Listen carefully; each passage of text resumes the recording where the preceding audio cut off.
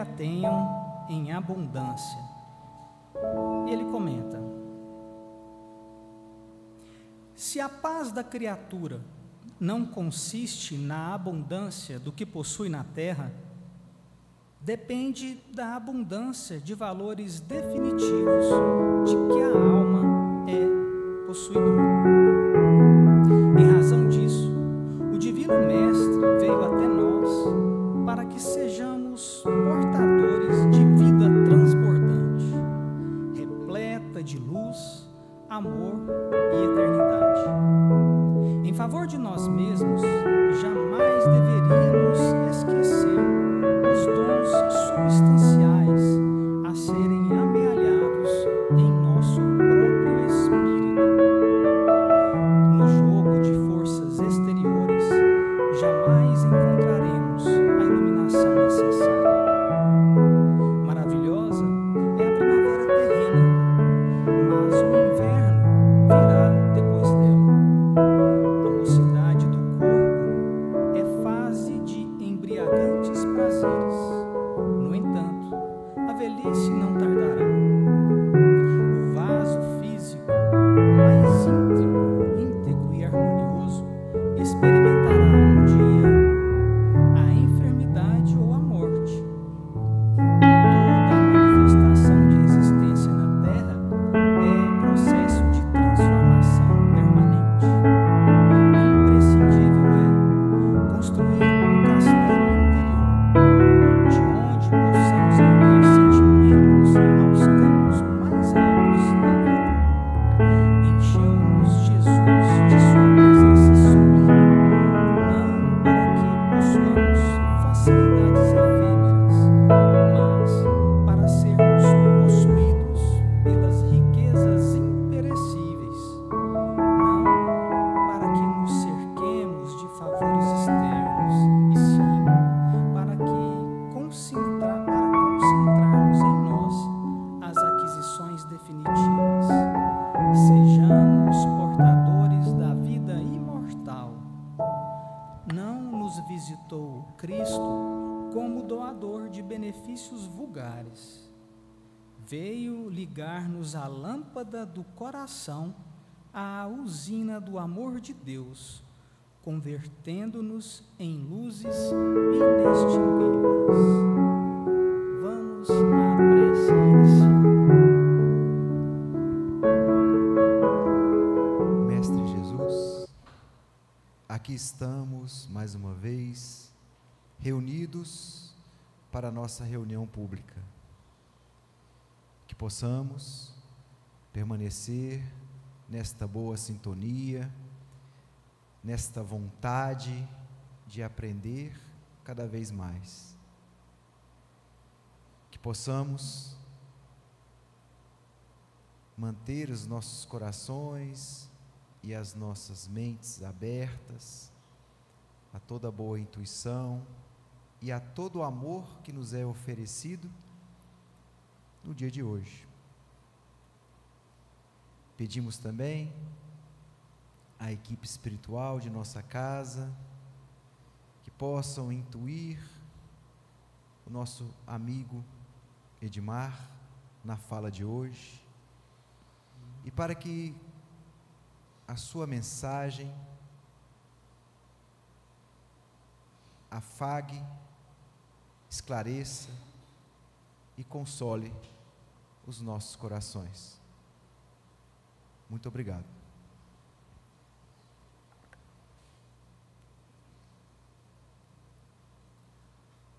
Muito bem, amigos. Então, como de costume, ao final teremos um tempo para perguntas. Edmar, contigo, amigo.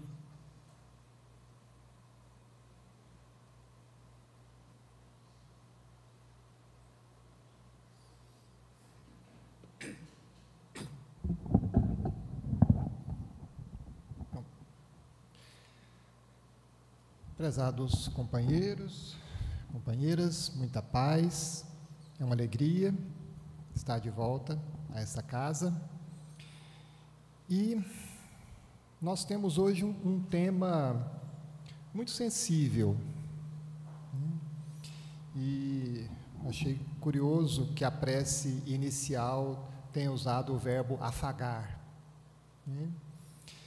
E essa talvez seja uma das tentativas, né, um dos objetivos da nossa fala, nos ajudar a lidar com essa questão tão delicada, mas ao mesmo tempo tão importante, tão presente na nossa sociedade, que é o suicídio, dentro de uma proposta de um novo olhar, de nós olharmos para essa questão de uma forma, eu diria, mais humanizada, mais evangelizada. Essa é a proposta. O suicídio é um tema cercado de tabu. É um tema que mexe muito com as emoções, né? E que a gente não costuma lidar, não costuma trazer à tona. Até por uma questão de cuidado, né? Vocês podem observar que a imprensa geralmente não divulga casos de suicídio, porque existe uma questão de um gatilho que pode ser desencadeado. Mas, mais do que isso, nós não discutimos a questão de uma forma aberta, de uma forma natural. E isso porque é algo pesado, é algo que incomoda, é algo que dói, que machuca. Em 2024, a BBC Brasil trouxe uma série de reportagens com o título Suicídio e Fé. E, nessa série de reportagens, eles analisam como que as religiões lidam com o suicídio. Tratou-se da questão no âmbito do catolicismo, das igrejas evangélicas, do espiritismo, mas também do judaísmo e do candomblé. E uma coisa que há em comum entre as três grandes religiões, né, cristãs, o catolicismo, as igrejas evangélicas e o espiritismo, é a dificuldade de lidar realmente com o suicídio. Então, as religiões, ao longo do tempo, lidaram mal com essa questão, né? Na Igreja Católica, durante muito tempo, o suicida não tinha direito à extrema-unção, não tinha direito à missa de corpo presente, missa de sétimo dia, o que era algo que acabava recaindo sobre os parentes que ficavam, né? Hoje, isso já foi alterado. O direito canônico, por volta de 1983, se não me engano, modificou essa questão. E hoje já há abertura para isso. Mas permanece aquela visão de que o suicida vai para o inferno, está condenado ao sofrimento eterno.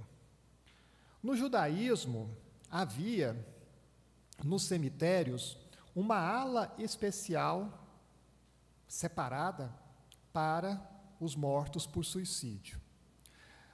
A matéria que analisa a questão do judaísmo, até traz um caso interessante, de uma psicóloga chamada Yara Yavelberg, que foi presa pela ditadura na década de 1970 e morreu em 1971. E a versão da ditadura é que ela havia se suicidado.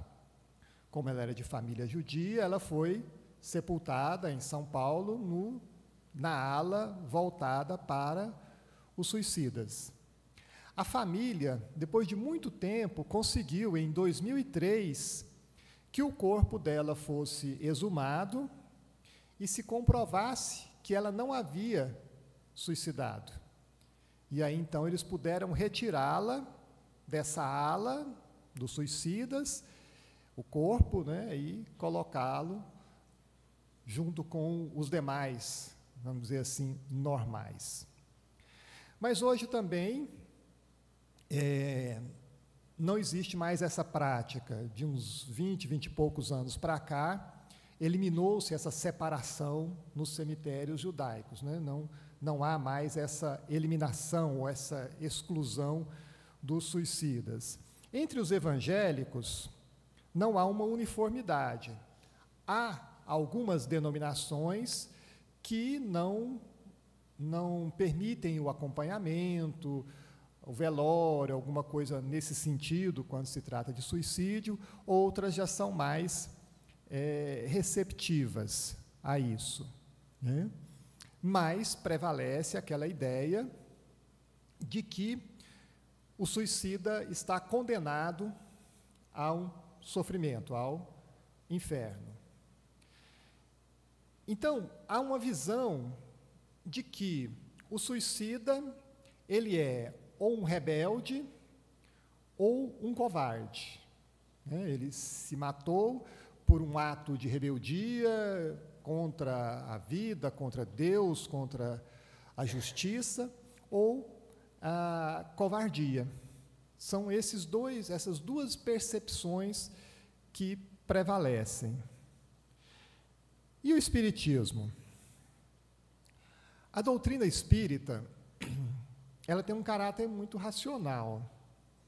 E quando se fala em relação ao suicídio, a ideia principal é de que, como a morte não existe, o suicídio é algo ineficaz, vamos dizer assim, porque a pessoa se mata tentando deixar de existir e vem como primeiro momento, assim, a decepção de continuar vivendo. E aí, essa visão espírita tenta passar a ideia racional de que não adianta você querer se matar. Você não vai conseguir se matar. Você vai apenas prolongar o seu sofrimento, se envolver numa circunstância mais complicada. Então, ao invés de resolver um problema, ao se matar, o espírito cria outros problemas, ele complica, vamos dizer assim, a sua situação. Na obra básica, o Livro dos Espíritos, a questão é tratada, né, o suicídio é apontado como algo que fere a lei, nesse sentido. No livro Céu e Inferno, que também faz parte da codificação de Kardec, há comunicações de espíritos suicidas, em que eles relatam essa ideia da decepção, da frustração de não ter morrido e o sofrimento que encaram no plano espiritual. Uma obra muito emblemática no movimento espírita é Memórias de um Suicida, da médium Ivone do Amaral Pereira. Memórias de um Suicida foi escrita por um grande escritor português que ficou cego no final da encarnação e se matou.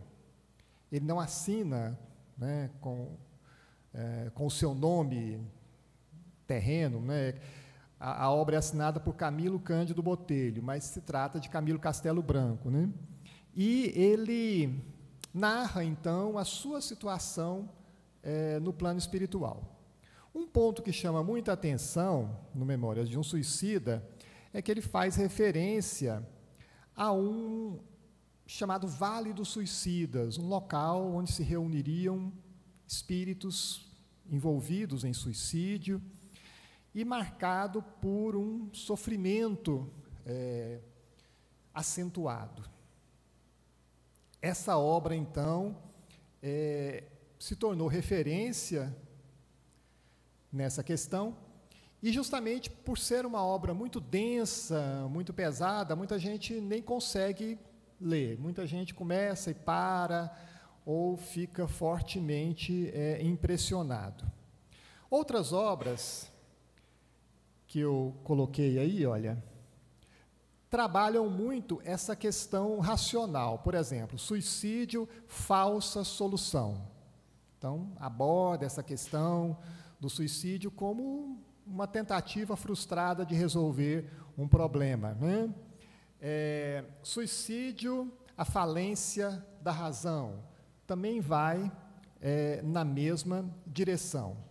E Suicídio, tudo o que você precisa saber, do Richard Simonetti, é uma obra que procura abordar a problemática também sob essa perspectiva. O que acontece? Esse aspecto racional, isso tem sido comprovado, não é suficiente para demover, às vezes, a pessoa que tem uma ideação suicida ou que busca o suicídio. Se fosse assim, não haveria suicídios entre os espíritas. Então, está errado isso? Não, não está errado. A abordagem, ela é clara. A vida continua. Então, ao se matar, a pessoa apenas vai estar transferindo os seus problemas de plano, mas os problemas continuarão os mesmos, a situação continuará a mesma. Qual que é o problema, então, nessa abordagem? A questão é que hoje se entende que o suicídio é algo muito mais complexo do que simplesmente uma rebeldia ou um ato de covardia. E, assim como as religiões, como nós falamos, do catolicismo, do judaísmo, das próprias igrejas evangélicas, evoluíram a sua compreensão, a forma como tratam o suicídio, na doutrina espírita também, no movimento espírita também, isso tem se dado. E isso que nós estamos fazendo aqui é uma tentativa disso, né? Da gente ter um olhar mais, como eu disse no início, mais humanizado, mais compreensível em relação à questão. E aí, o Espiritismo, como Kardec propunha, precisa caminhar lado a lado com a ciência.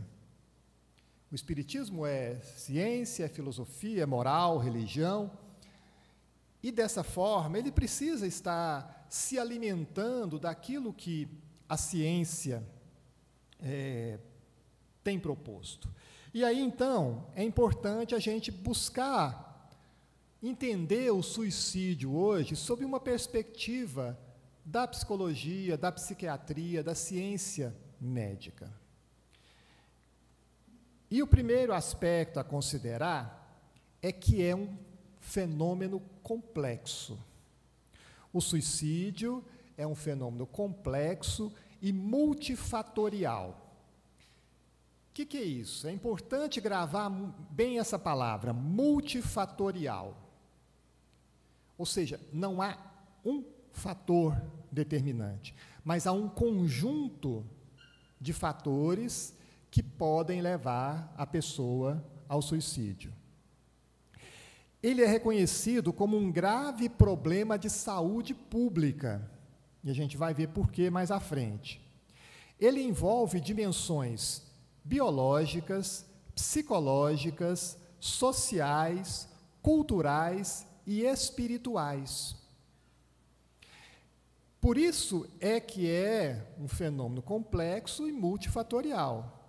Podem haver questões de ordem biológica, às vezes a pessoa tem uma doença, uma depressão muito forte, uma esquizofrenia, vai pelo lado da psicologia. Problemas sociais também podem induzir a pessoa a essa condição, culturais e espirituais.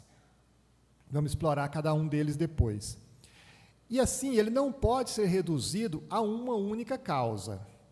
Em termos gerais, o ato suicida resulta de uma interação entre vulnerabilidades individuais e condições externas adversas. Então, vamos conversar um pouquinho sobre esses dois aspectos. Vulnerabilidades individuais. Nós somos únicos. Ninguém é igual a ninguém. E, dentro dessa perspectiva, o que é tranquilo para mim pode ser muito pesado para outra pessoa. E vice-versa. Então, eu posso lidar muito bem com questões emocionais, ou com uma quebra financeira, ou com uma traição, mas o outro pode não ter essa mesma facilidade. E isso não é defeito nem qualidade, é característica. Nós somos diferentes em muitos aspectos. Nós temos coisas que a gente domina com muita facilidade e que para outros são difíceis. E da mesma forma, quando a gente conversa com algumas pessoas, a gente vê assim, a pessoa tem facilidade para uma coisa que você não consegue.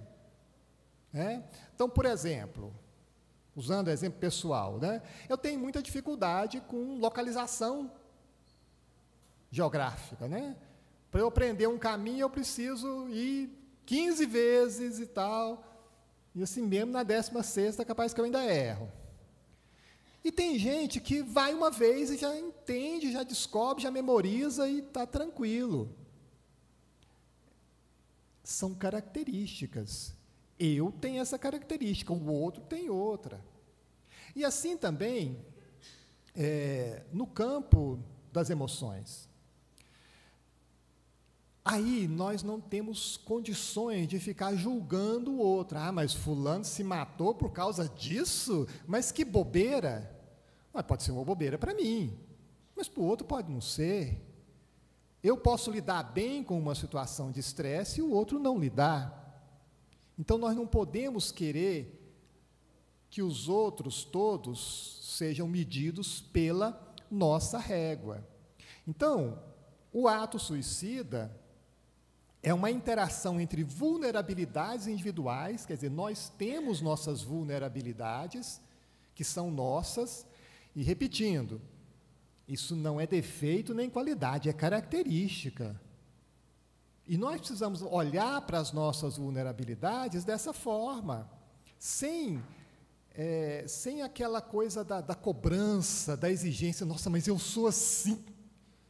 Eu sou assim, pronto. Não há o que mudar em relação a isso. Eu vou tentar me transformar, mas eu vou me perder se eu sair daqui e ninguém me ensinar o caminho, não tiver o GPS ou qualquer coisa assim. Eu sou assim, pronto. Vou perder noite de sono e tal. Aí é a forma como eu vou lidar com isso. Então, vulnerabilidades sociais associadas a condições externas adversas.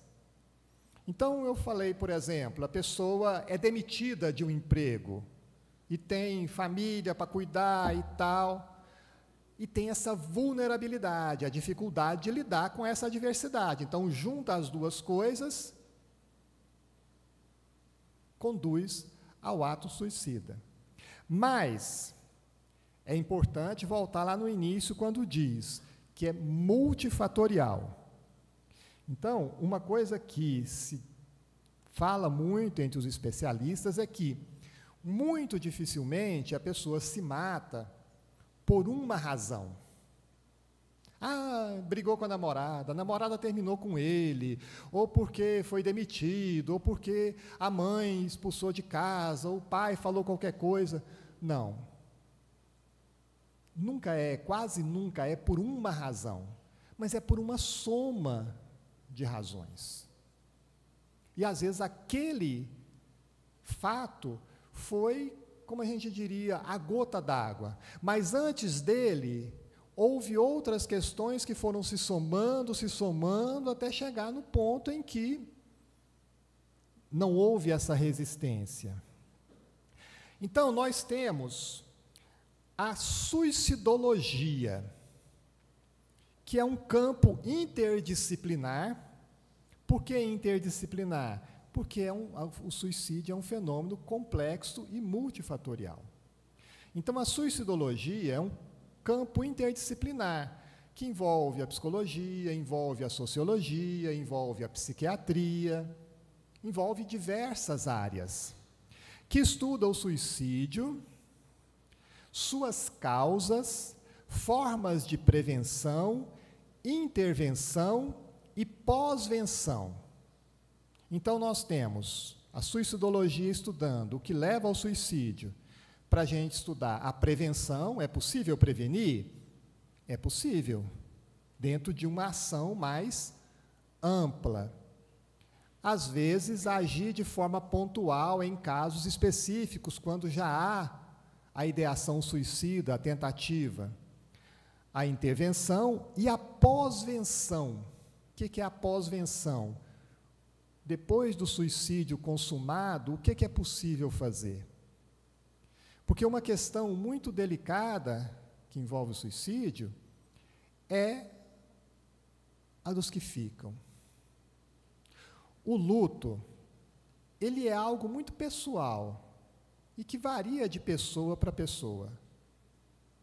Difícil, doloroso, e cada um vai descobrindo a sua forma de lidar com ele. Agora, o luto, quando envolve o suicídio, ele é mais delicado, ele é mais especial ainda, porque ele envolve uma série de cobranças, às vezes cobranças da gente, às vezes cobranças externas. Ah, se eu tivesse feito, por que eu não percebi e tal? Como é que você não viu isso, que ele estava assim, tá? Às vezes as pessoas são até meio desumanas em certas colocações. Então, a pós-venção é o cuidado com aqueles que foram impactados pelo suicídio.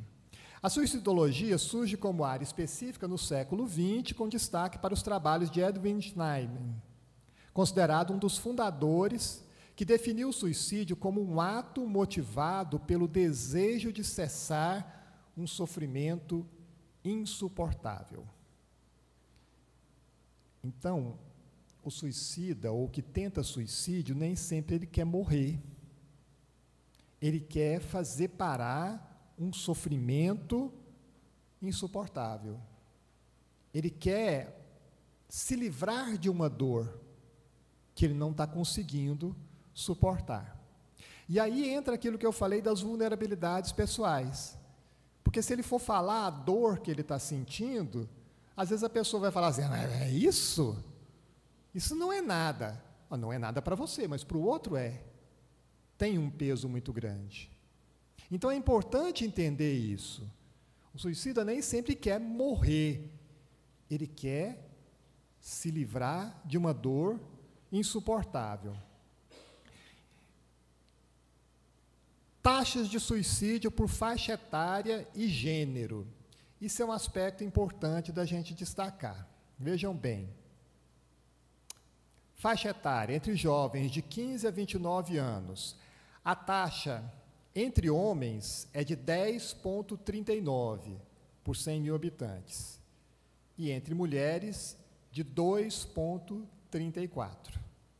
Então, ou seja, há uma prevalência entre indivíduos do sexo masculino. Entre homens com 80 anos ou mais, o risco é 8 vezes maior entre os homens do que as mulheres nessa faixa. Então, há uma tendência, né, há um risco entre os idosos. No mundo, a taxa, nós temos aí 519 mil mortes em indivíduos do sexo masculino, 227 mil, aproximadamente, em indivíduos do sexo feminino. Então, no mundo também há essa prevalência dos homens. Acima, idades igual ou acima de 75 anos, suicídio 1,8 mais frequente entre idosos homens, aproximadamente 7 vezes mais que mulheres nessa faixa etária. No Brasil, a média é de 0,8 por 100 mil habitantes. Isso é a taxa geral do país em 2023. Na região sul, 11,22, acima da média. No Nordeste, 6,99, menor do que a média nacional, com exceção aí do Piauí, 11,59, Minas Gerais, 9,41 e Goiás, 10,29, também acima da média nacional. Um dado interessante é esse aqui, olha. Para cada tentativa, para cada suicídio consumado, calcula-se que haja de 20 a 25 tentativas. Porque as tentativas nem sempre são registradas. Então, para cada pessoa que se mata, 20 a 25 tentam se matar. É um número considerável. Para cada pessoa que se mata, 5 a 6 pessoas próximas são diretamente afetadas. E até 135 pessoas são impactadas de forma mais ampliada. Então, é como se fossem círculos concêntricos. A família mais próxima, os amigos, colegas de trabalho, aqueles que conviveram. E é interessante quando acontece isso, porque assim, há um suicídio. Às vezes você nem conhecia a pessoa, mas você fica mexido. Nossa, fulano, fulana, como é que foi e tal? Encontrei com ele semana passada. E aí, muitas vezes a gente pensa, nossa, se eu tivesse falado. Esse é um equívoco. Como nós dissemos que não há uma causa única, também é ilusão a gente achar que se eu tivesse dito, se eu tivesse oferecido aquele livro, se eu tivesse conversado mais, se eu tivesse dado uma explicação da doutrina espírita, nem sempre isso vai resolver, ou quase nunca isso vai resolver, porque a pessoa está envolvida num processo adoecido, a pessoa está adoecida. O suicídio é uma forma de doença que vai evoluindo. E aí, se a pessoa está adoecida, não vai adiantar muito você tentar raciocinar com ela. Eu tive um amigo, companheiro do movimento espírita, que se matou há 20 anos atrás. E, na época, eu fiquei muito impactado com isso, né? E eu demorei um tempo para digerir toda essa questão e saber lidar com a situação. E algumas coisas que eu tenho lido, estudado recentemente, me ajudaram a aliviar um pouco essa questão, tanto em relação a mim, quanto em relação a ele. E aí, os fatores de risco. Diversos transtornos psiquiátricos estão associados ao suicídio, como depressão maior, transtorno bipolar, esquizofrenia e psicoses graves, transtornos de personalidade, especialmente borderline, transtornos relacionados ao uso de substâncias. Então, esses são aqueles fatores de ordem psicológica, social, cultural, que interferem no processo. Não quer dizer que todo mundo que tem depressão maior, que tem um transtorno bipolar, tem a ideação suicida. Mas há um risco maior de isso se desenvolver nesses quadros. Além dos transtornos clínicos, fatores como desesperança, isolamento social, traumas, violência, desemprego, doenças crônicas dolorosas e histórico familiar de suicídio aumentam a vulnerabilidade. Então, essas são situações que podem contribuir para o suicídio. Vejam bem, desesperança, isolamento social, traumas, violência, desemprego, doenças crônicas dolorosas, histórico familiar de suicídio. Tudo isso aumenta essa condição de vulnerabilidade. Então, vamos pegar um exemplo bem assim, pontual.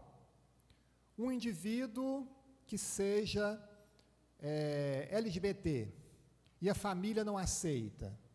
O rapaz se reconhece gay, comunica à família, a família não aceita, expulsa de casa.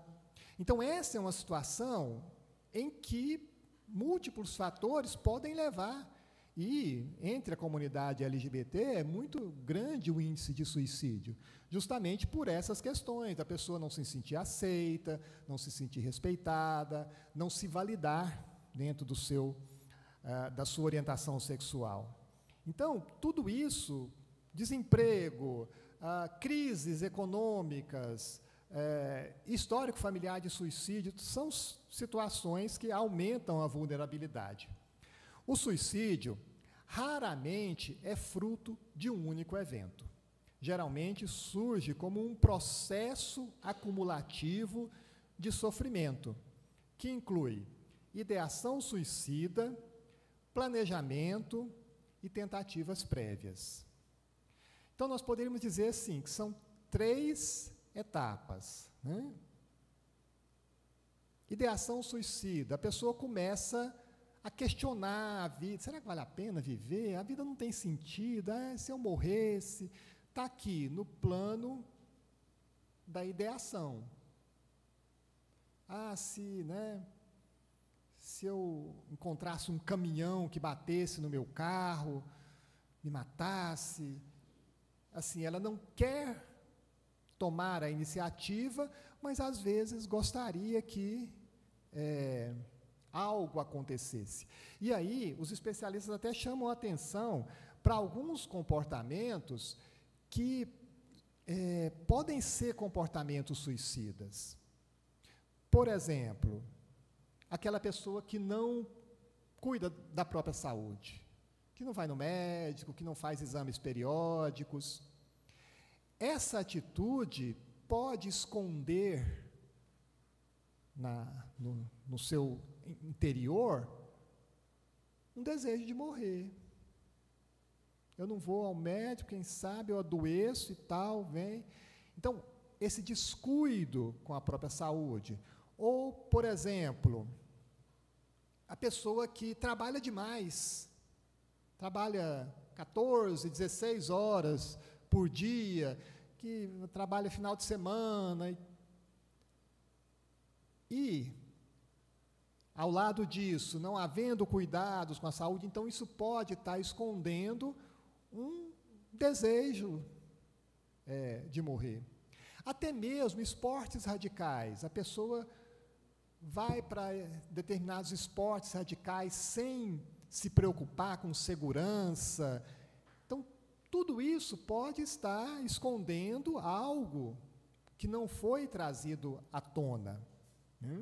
Então, por isso que é um processo acumulativo de sofrimento, que inclui a ideação suicida, o planejamento.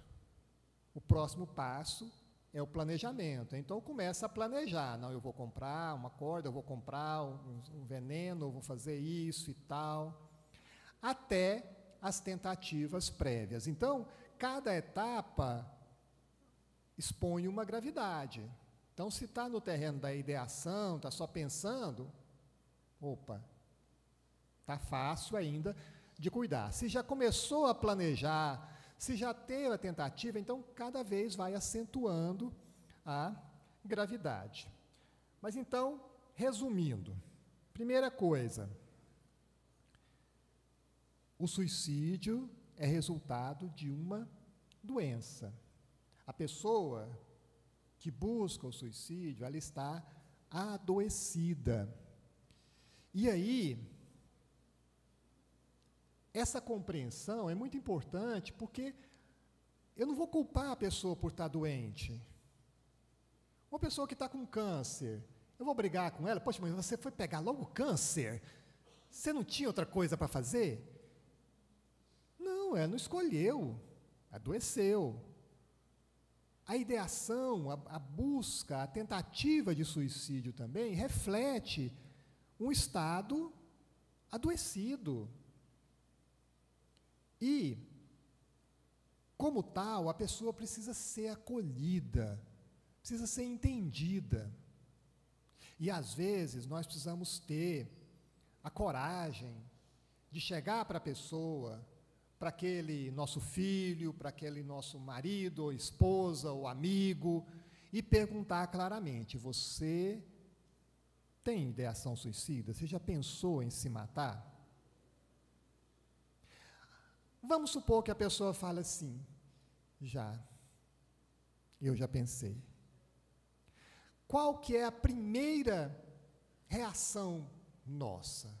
Não, mas você não pode fazer isso. Olha aí, você é uma pessoa jovem, você tem saúde, você tem dinheiro, você tem isso, você tem aquilo. Tanta gente aí que está lutando pela vida e você aí está...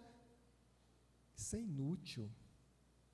Isso é dar uma bofetada na cara do outro que está sofrendo. Porque se ele pensa em suicídio, é porque ele está sofrendo muito. E aí, nesse momento, é que muitas vezes a doutrina espírita falhou, nós espíritas falhamos, quando queremos jogar apenas com a razão. Não adianta. Você vai se matar, você vai continuar vivendo, você vai sofrer no mundo espiritual. Não resolve. A pessoa está sofrendo. Se fosse assim, só pela razão, não tinha mais fumante no Brasil. Vocês já viram, no maço de cigarro, tem lá uma fotografia, geralmente, de alguém assim, esquelético e tal, e falando: o fumo causa câncer disso, causa isso, causa aquilo.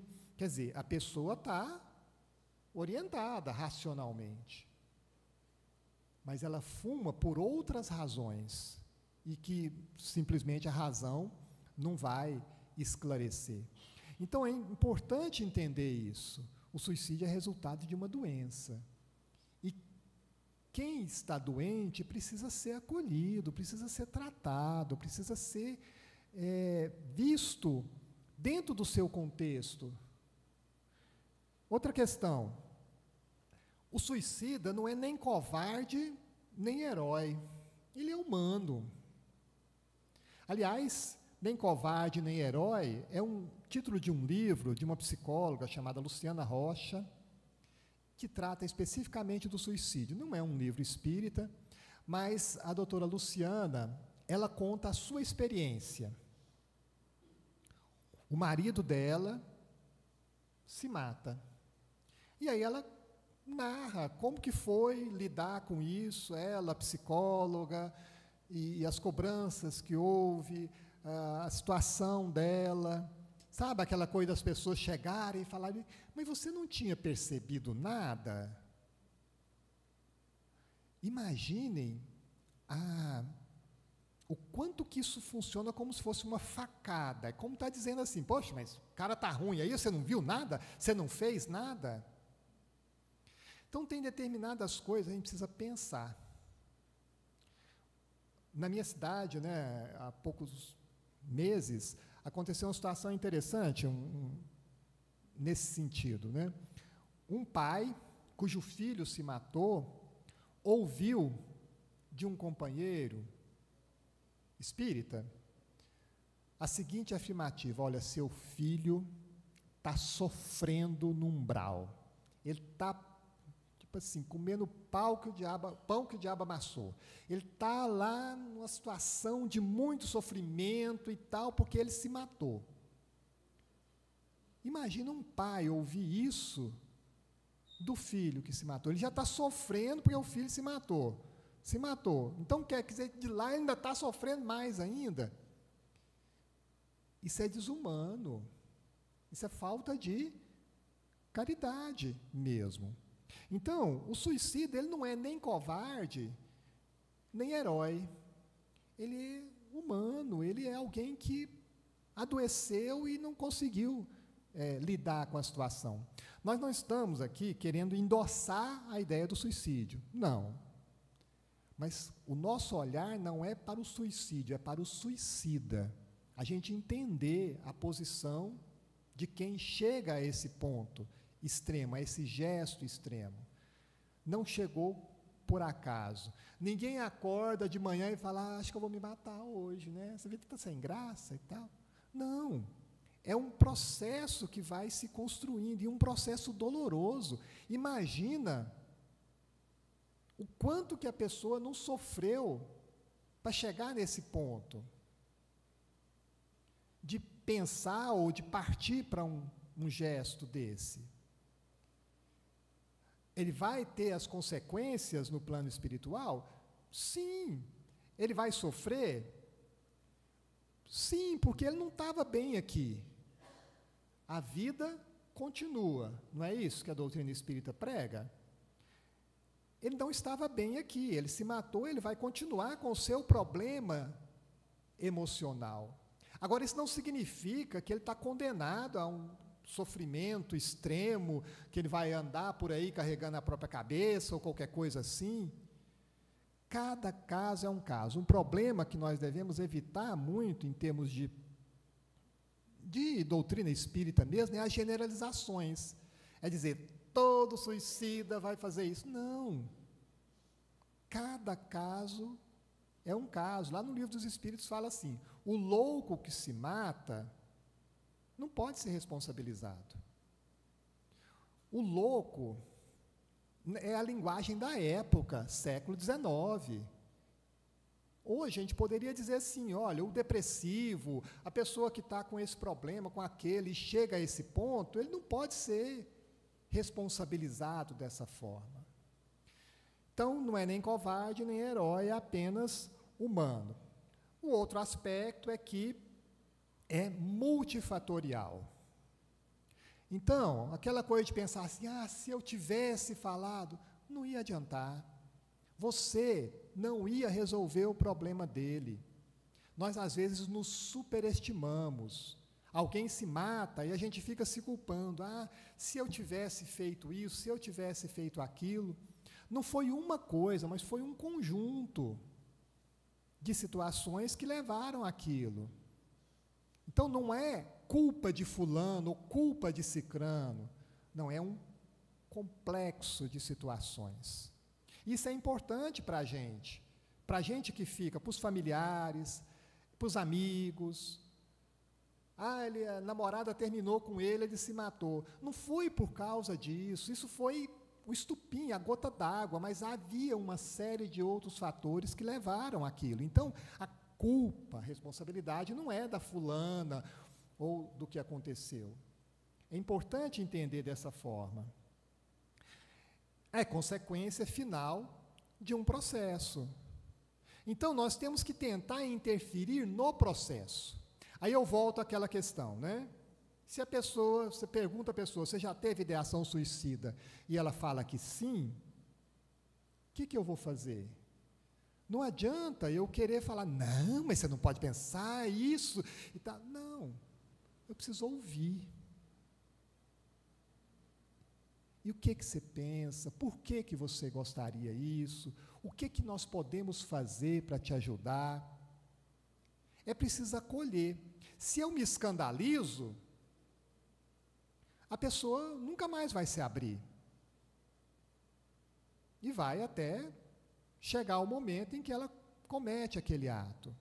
Então é preciso ouvir, é preciso ter esse acolhimento, para a pessoa sentir essa segurança, sem ser julgada.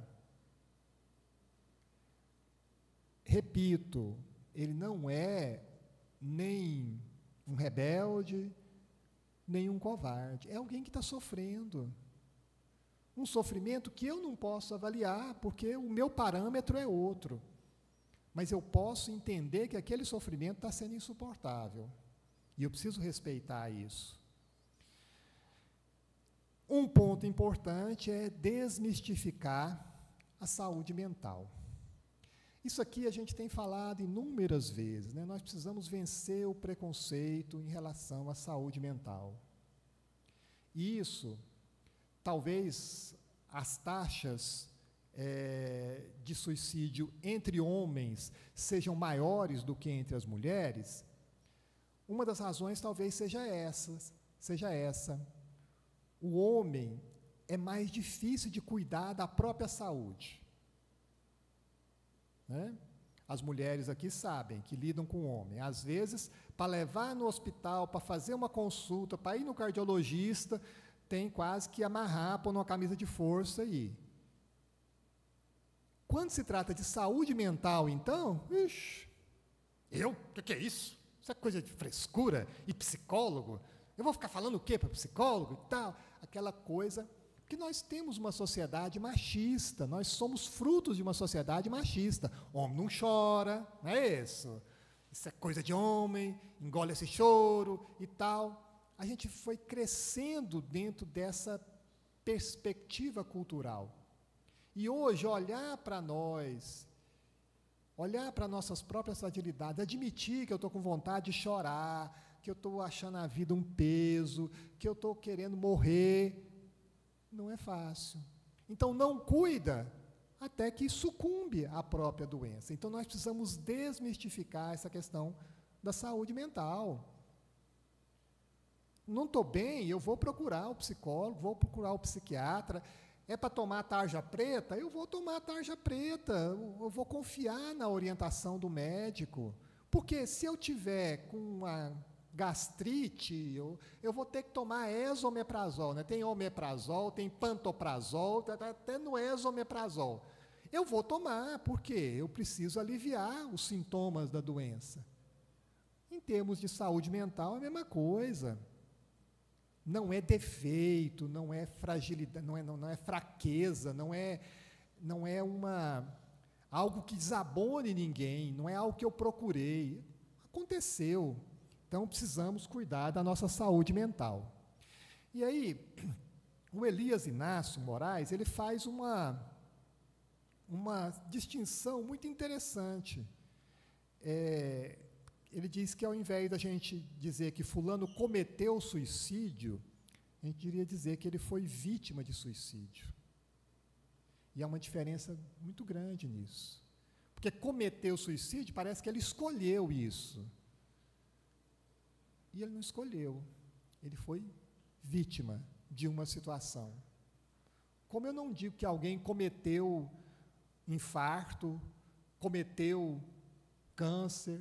Não, fulano foi vítima de um AVC, foi vítima de um câncer, de um infarto, seja lá o que for. O suicídio também se insere nesse mesmo contexto.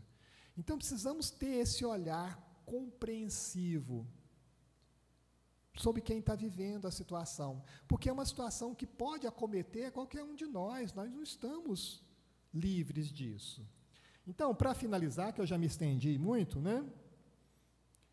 Suicida, quem tenta se matar, parentes de quem se matou ou tentou, todos precisam de acolhimento, sem julgamentos, sem opiniões. Então, os suicidas, o centro espírita lida com isso, né? Os grupos mediúnicos atendem suicidas. Como que nós vamos atender esses suicidas? Sem ficar acusando, sem ficar... mas por que você fez isso? Você não tem vergonha? Agora você está colhendo o que você plantou? Não, vamos acolher, vamos ouvir, vamos sentir. E o que todos nós podemos fazer, né? Quem tenta se matar, vocês viram, de 20 a 25 pessoas tentam se matar para cada suicídio consumado. Então, tem muitos. E, às vezes, estão próximos de nós. E essas pessoas precisam de acolhimento. E, principalmente, também, né, parentes de quem se matou ou de quem tentou se matar. Precisa ser acolhido. Não é fácil lidar com o luto que envolve o suicídio. E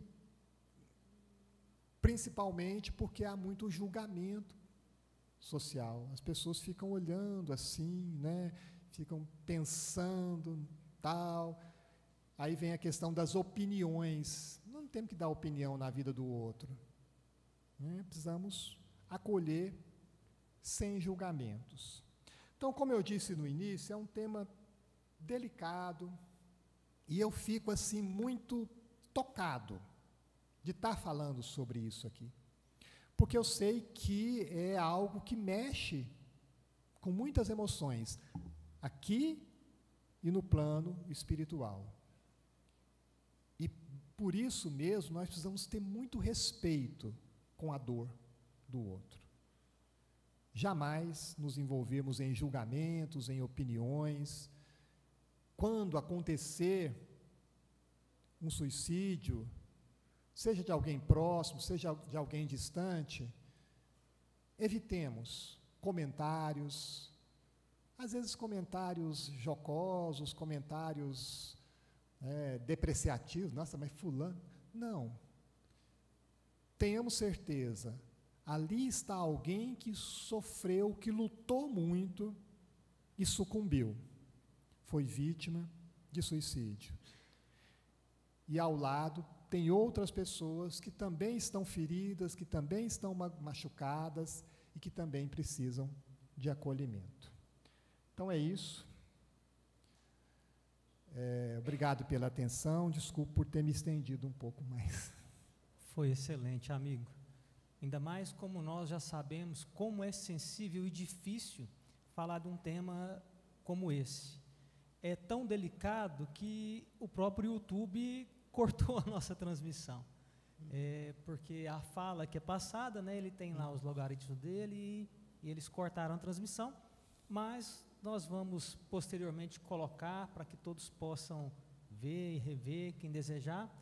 E passamos agora para as perguntas. Como não foi possível pelo YouTube, alguém aqui no salão gostaria de fazer perguntas? Olha que interessante, enquanto você falava que essa conversa, ela envolve tanto o nosso plano encarnado quanto o desencarnado, eu estava lendo sobre isso, e no livro Vozes do Grande Além, que é um livro do grupo mediúnico do Chico Xavier, né, em que havia as psicofonias, e aí eles gravavam, né, e transcreveram. Teve um espírito de nome Hilda, ela foi suicida, e aí ela mandou uma mensagem, e ela diz assim: é por essa razão, e é que eu não vou colocar o para trás, que ela vai contar como que foi o caso dela específico, e o objetivo nosso é realmente essa parte final, que é o conselho que ela passa para a gente. Olha que legal, né? Como é interessante a possibilidade da manifestação mediúnica, né? É por essa razão que terminamos as nossas frases despretensiosas, lembrando a vós outros, olha que legal, que o pensamento deplorável na vida íntima, aquele que a gente não fala, que é difícil, é assim como o detrito que guardamos irrefletidamente em nosso templo doméstico. Se somos atenciosos para com a higiene exterior, usando desinfetantes e instrumento de limpeza, assegurando a saúde e a tranquilidade, movimentemos também o trabalho, a bondade e o estudo contra a dominação do pensamento infeliz. Logo que o pensamento infeliz se esboce levemente na tela de nossos desejos e manifestos, cumpramos as nossas obrigações.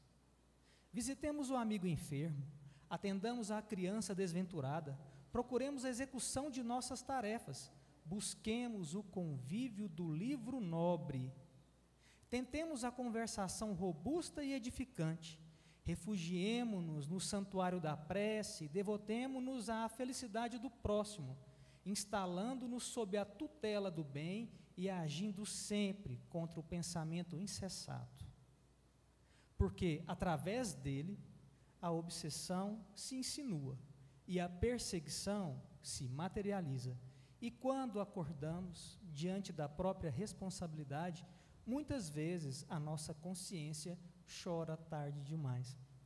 Interessante, né, Edmar, que todos nós espíritas, ou que desejamos ser espíritas verdadeiros, já estamos escutando aí há mais de uma década, e o próprio Divaldo Franco, no nosso Congresso Espírita de 2013 e 14, já havia falado para nós que em 2025 para frente, nós teríamos uma grande expressão de desencarnes através do suicídio. E nós temos essa ferramenta importante, que é o Espiritismo, que nos esclarece, que nos ilumina e que nos dá recursos para superar aquilo que acontece conosco. Mas é interessante que é preciso atuar no começo do processo. E para atuar no começo, nós, especialmente aqueles que viemos como homens nessa encarnação, posto que o espírito não tem sexo como entendemos, nós temos sim esses entraves, essas dificuldades de ter que ser forte, de ter que resistir, de que isso não me abala, e muito pelo contrário, isso é o produto do orgulho que uma civilização colocou para ela própria. Então eu fico imaginando, amigo, como que seria importante para nós esse reconhecimento no início, mas principalmente, e aí não adianta, demanda um pouquinho de desenvolvimento, um pouco de humildade, para a gente poder compreender que somos frágeis e que nós precisamos de uma luz maior que só vem, no nosso caso, de Jesus, né? Nos aceitarmos, né? Alguma pergunta, gente? Diego.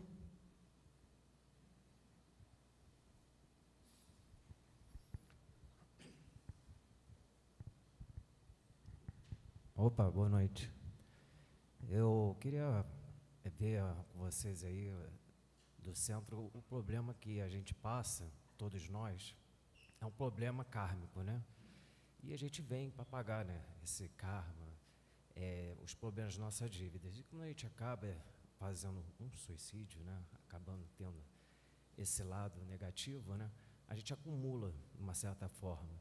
Então a gente deveria mesmo, de repente, ter um foco nisso daí e de repente botar uma meta, como a gente está passando aqui, é uma coisa passageira, né? O espírito, ele é eterno, e aqui a gente passa com 80, 100 anos, não é nada, né? Como Chico Xavier falou, tudo passa, né? E a gente de repente tem essa força, porque quando desencarna, do tipo do desencarne, a gente acaba tendo, vamos dizer assim, se for muito grave, de uma certa forma, você acaba vendo aquelas cenas e você tem um certo tempo para pagar aquele tempo que você tinha que ficar aqui pela Terra, né? Então a gente tem que de repente se esforçar nisso daí para melhorar todos nós, né? Esse certo lado aí, para não de repente deixar isso abalar a gente de uma certa forma, ter uma força assim, uma positividade nesse lado aí, para não deixar, né, se abalar, porque é muito rápido que a gente passa aqui. E todos nós temos problemas, e isso aí acaba impulsionando a gente para fazer alguma coisa negativa, errada, né? E acho que é por aí que a gente pode se melhorar com foco, né? Alguma coisa assim, e a gente tem que respeitar o outro, né? De uma certa forma, tentar respeitar, porque aí o amor é difícil, né? Amar o próximo, que isso é, mas a gente, de repente, começar a ter respeito, ter uma visão pelo outro, né? Como você falou aí, né? Então, isso ajuda muito, né? Então, acho que é... Qual o seu nome? É Diego. Diego? Então, Diego, é isso que você falou, vai em conta daquilo que eu comentei, né? Para você, isso é muito claro, a doutrina te trouxe esse consolo, essa explicação, funciona bem. Às vezes, para outro, não vai ter o mesmo impacto, né? E aí a gente vai ter que ter outras estratégias, outras formas de lidar realmente com a situação, né? Não adianta simplesmente você ameaçar com o Vale dos Suicidas ou com o umbral ou qualquer coisa assim, quando a pessoa está envolvida numa dor muito profunda. E aí entra, né, a questão que foi dita, é preciso a gente cuidar da gente, E é mais fácil quando aquilo está no começo. Então, identificou uma dificuldade, uma depressão, uma angústia, alguma coisa, vamos tratar, antes que isso se torne algo maior. Pessoal, mais alguma pergunta? Não? Amigo, muito obrigado pelas palavras e especialmente pela coragem da exposição. A gente sabe que não é fácil. Vamos aos nossos avisos.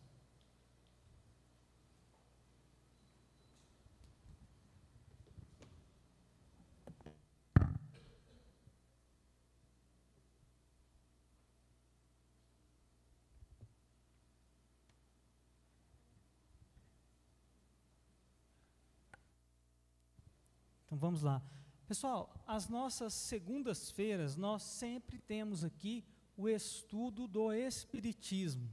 São oportunidades que nós temos de aperfeiçoar o nosso conhecimento, o nosso sentimento e a convivência fraterna.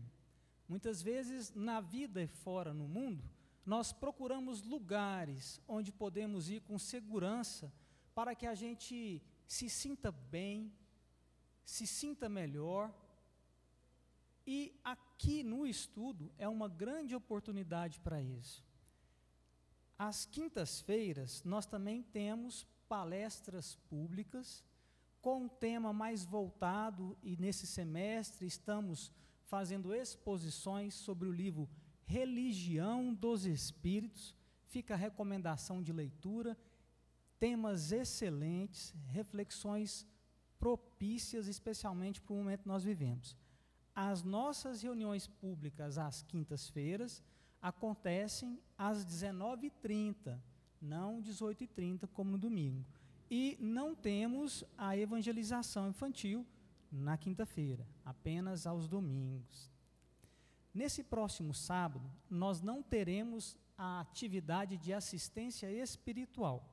Isso porque nós teremos o encontro de jovens aqui no nosso centro espírita. É um encontro de jovens promovido pelo Conselho Espírita Regional. Então, são jovens espíritas de Anápolis e demais municípios da região. Vai ser um evento maravilhoso, tem muitos jovens inscritos e nós temos ainda algumas vagas. Aqueles que se sentirem à vontade são para jovens de 12 a 25 anos. Muitas vezes a gente pensa, onde posso levar meu filho? Onde eu poderia levar uma criança que eu gosto bastante para ter um bom direcionamento?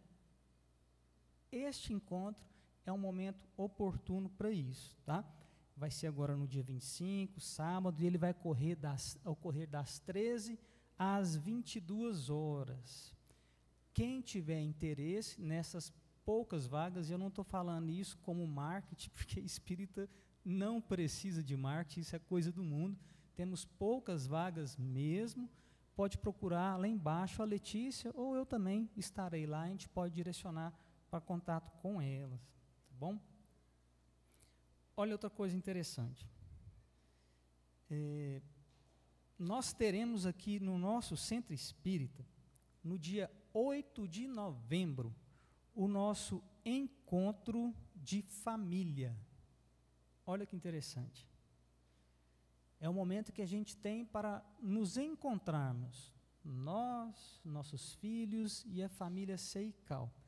Quem tiver interesse também de se inscrever sua família, basta que entre lá no nosso Instagram, lá, é @SeicalAnápolis, que há lá um local onde será direcionado para fazer essa inscrição. Gente, está vendo? Mais uma oportunidade de nos alimentarmos espiritualmente, e não só de matéria. É uma grande oportunidade. Evento muito bem planejado, tanto por nós reencarnados, quanto pela equipe espiritual. Lá no final também, nós vamos entregar, e haverá uma equipe de acolhimento, Esse panfletinho, a gente já avisou dele aqui, foi feito com muito carinho pela equipe do departamento doutrinário e por demais trabalhadores. E tem aqui o que a gente chama de o Espiritismo na sua expressão mais simples. Então tem trechos bacanas aqui do Espiritismo, que traz para a gente muita luz e muita orientação. Quem quiser, ao final, é só procurar os trabalhadores que estarão ali à frente, sempre dispostos a auxiliar.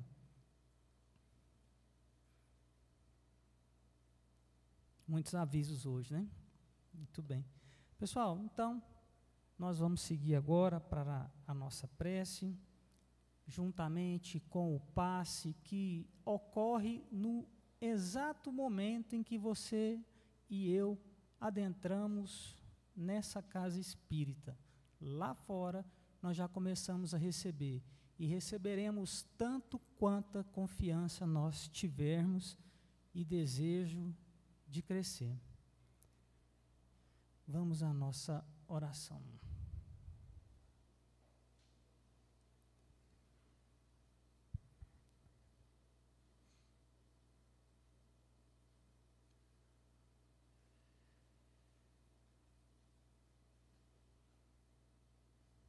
Senhor Jesus, divino e amado Mestre, reunimos-nos nesta noite, buscando alcançar os teus pensamentos, os teus sentimentos para conosco, irmãos mais novos, desejosos de trilhar o teu caminho de perfeição. Te agradecemos, Senhor Jesus, pela doutrina dos Espíritos, que tanto nos conforta e nos esclarece, retirando-nos das sombras das dores e elevando-nos à luz do amor. Te pedimos, amado Mestre, que nós, espíritos reencarnados, e também os nossos irmãos desencarnados, que nos acompanharam nesta palestra, exposição tão profunda e tão necessária, que recebamos da misericórdia divina força e proteção, além de coragem para podermos viver o Evangelho, a boa nova trazida pelo Senhor. Que os nossos irmãos desencarnados, que buscaram o caminho do suicídio como solução de nossos, ou melhor, de seus problemas, possam ser amparados, como sempre o são, pela misericórdia divina, posto que o pastor jamais deixa qualquer ovelha para trás e que os sofrimentos que conhecemos são sempre transitórios, pois que a eternidade pertence ao amor, ao esclarecimento e ao bem viver. Abençoe-nos, Senhor Jesus, mais esta semana, e que tenhamos a força para, direcionando os nossos pensamentos para o bem, sabermos limpar espiritualmente a sujeira espiritual que muitas vezes o mundo nos imiscui, mas tendo a certeza, Senhor, que elevando-nos ao Senhor, somos e seremos limpos de coração e de mente. Obrigado, amado Mestre Jesus.